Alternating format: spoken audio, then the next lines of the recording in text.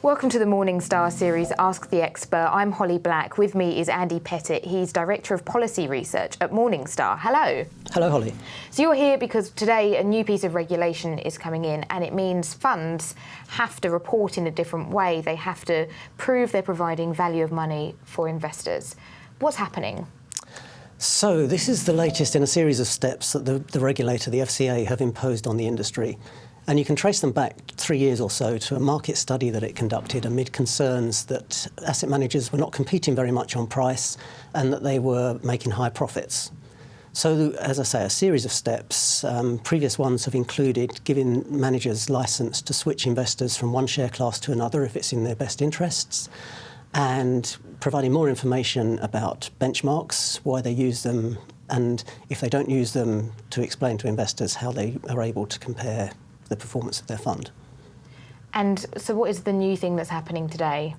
So two things. Firstly, the board of every fund company is going to have at least a quarter of their board members, and a minimum of 2, be independent directors. So to bring some external perspective and a different perspective on looking at their range of funds.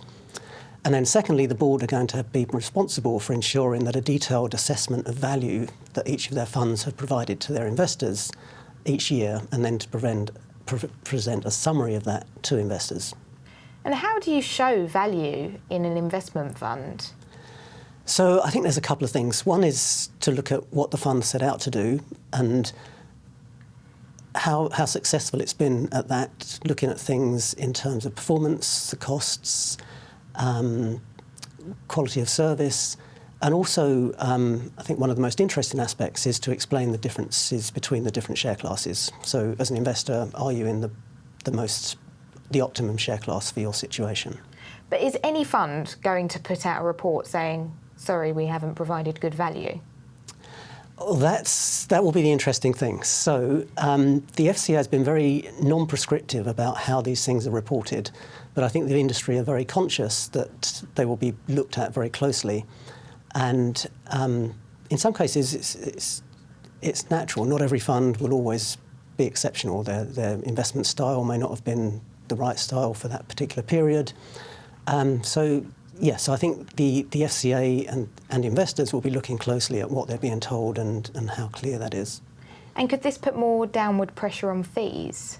Definitely. I think we've already seen some positive change. So things like the Virgin Index Tracker, which has historically been a very high charging fund, reduced its fees earlier in the year.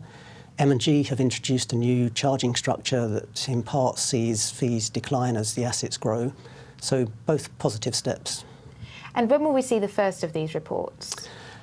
So they have to be put out within 4 months of each fund's accounting year end. So around the end of January is when we expect to see the first ones.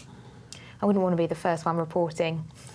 No, I think there's good and bad. So with the non-prescriptive approach, it kind of opens up the field to be a bit competitive and to set best practice. So I think we'll be looking very closely and eagerly awaiting those first reports. And are there any other changes to come, or is this the end of that? These are the last of that sequence of changes, yeah. So overall, what does this mean for investors? I think one of the best things about it is that it forces asset managers to look at their fund range from the eyes of their investors and then to report back in how they've done in that context. Well, super. Thank you so much for your time. Pleasure. Thank you. And thanks for joining us.